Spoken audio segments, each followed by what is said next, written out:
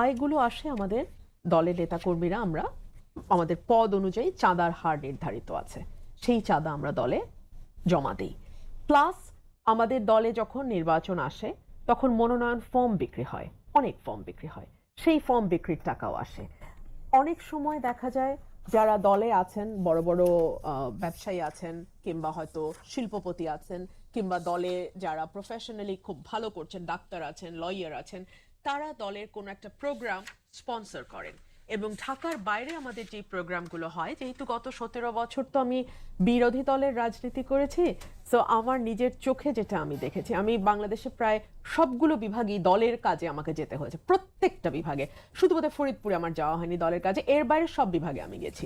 যেটা হয়েছে, ওখানে যারা লোকাল লিডার্স আছেন, প্লাস তাদের সঙ্গে যুক্ত হয় যারা আমাদের সমর্থক আছেন, তারা হয়তো কোনো পদে নাই কিন্তু তারা বিএনপিকে ভালোবাসে, বিএনপিকে সমর্থন করে, বিএনপিকে ভোট দেয়।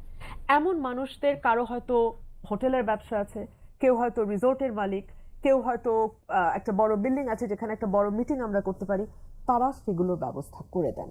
এবং যদি যা দেখা যায় কারো যদি রিসোর্ট থাকে, তিনি হয়তো আমাদের জন্য 6টা বা 7টা রুম বিএনপির যে নেতাকর্মীরা যাবেন তাদের জন্য দিচ্ছেন। কারো যদি হোটেলের বিজনেস থাকে, তিনি 7টা 8টা রুম বিএনপির নেতাকর্মীদের জন্য একদিনের জন্য বা 2 দিনের জন্য ম্যাক্সিমাম, ও একদিনই হয় সাধারণত, ওটা উনি দিয়ে দেন। তো এইভাবে আমাদের প্রোগ্রামগুলো চলে। আমাদের ঢাকায় যে প্রোগ্রাম হয়, যখন হয় সেই ব্যাপারে তো আগে থেকেই আমাদের ঘোষণা হয়ে যায়।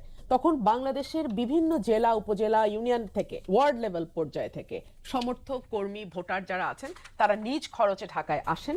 আসার পথে গত 15 বছর তাদের ভীষণ রকম হেনস্থার শিকার হতে হয়েছে। তাদের মোবাইল চেকিং থেকে শুরু করে তারা যাতে হোটেলে রুম না পান, বিশেষ করে পল্টন এলাকার হোটেলগুলোতে রেইড দিয়ে দিয়ে দিয়ে দিয়ে আমাদের কর্মীদেরকে ধরা হয়েছে। তো এইগুলো ফেস করেও নেতাকর্মীরা কিন্তু আসে। যদি না আসতো তাহলে এত অত্যাচার নির্যাতনের পরেও আপনি বিএনপিকে বাংলাদেশের সবচেয়ে বড় পলিটিক্যাল পার্টি হিসেবে দেখতে পারতেন না।